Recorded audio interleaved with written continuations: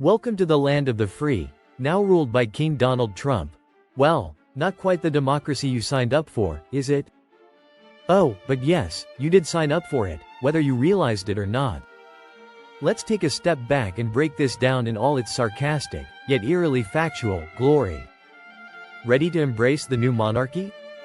The accidental crowning. King Trump's instant power grab the day King Donald Trump was crowned. Well, elected. That's when the wheels of the kingdom started turning. Immediately after his coronation, inauguration, it was clear that this was no ordinary leadership. Democracy? Checks and balances? Who needs them when you're the king?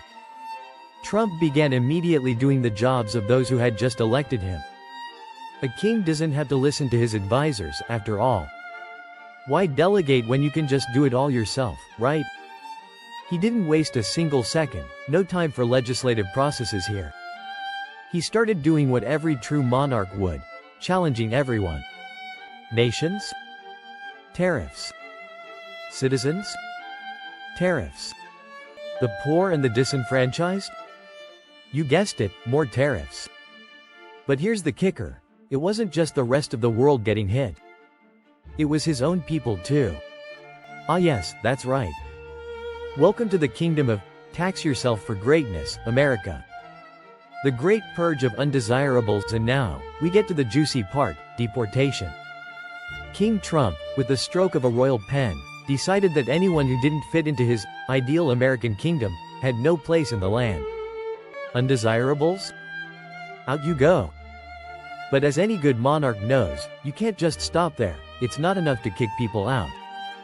No, King Trump needed to betray his most loyal subjects as well. Surprise, surprise, his followers, the "Make America Great Again" crowd, were the first to be taken for a royal ride. Jobs? Resources? Oh, he took them too. In fact, those loyal patriots who stormed the Capitol. They got exactly what they deserved: global isolation, fewer resources than ever before, and a nice, hefty dose of regret. But wait, there's more. Wall Street, once thriving and ever hopeful, is now in ruins. People who had a safety net. They're looking up at it, wondering if they ever really had one at all. The kingdom of Trump is a place where financial ruin and disbelief meet on every corner. Did we really just sign up for a monarchy? Let's take a beat and ask the question that's beginning to haunt the collective American conscience. Did we accidentally sign up for a monarchy? No checks. No balances. No real power for the people. If you didn't notice it, well, you're probably too busy wondering why your bank account has been locked or why you're stuck in a queue for food at the grocery store. But hey, that's the price of royalty. Now, as the days pass, airplanes are falling from the sky. Is there a Royal Air Traffic Controller Union? Banks are shutting down accounts with no explanation. And the few brave souls who would normally protest are curiously silent. Is it because the kingdom's new security forces are keeping a closer eye on them? Or is it that the mere thought of pushing back is a futile endeavor in an age of royal absolutism? What's left for the rebels? So, if you're thinking about packing your bags and fleeing the kingdom, think again. Global isolation has come for America under King Trump's rule. Refugees? What refugees? No country wants to welcome America's once proud citizens into their borders. There's a subtle hint of xenophobia in the air that even Europe won't tolerate. But here's the twist. Who will get out? King Trump's loyal followers, those poor, impoverished folks from small towns, waving their flags with pride, are now slowly realizing that the king might not be so relatable after all. Their jobs? Gone. Social security benefits? You might want to check your mailbox for the royal announcement that your benefits are being cut. They were the first to believe in the royal myth, but the illusion is quickly fading. But for everyone else, especially those who fought for civil rights, it's clear that their rights are being reversed overnight. Guess the king's history books don't include civil rights victories, huh? And don't think that this is just a small problem. No. These reversals will spread across all communities, from every ethnic and economic group. selling the kingdom. But wait. It's not all bad. If you're a high roller with deep pockets, King Trump has just the thing for you. Visas. For sale. To the highest bidder. That's right.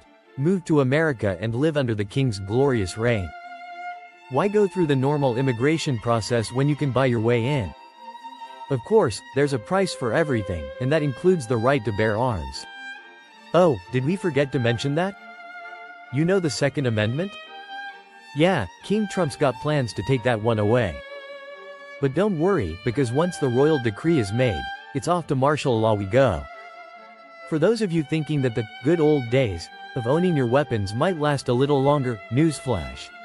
Once the king has a good grip on power, your rights will go out the window faster than a speeding royal carriage. The food crisis and wealthy farmland monopoly. Oh, and what about food?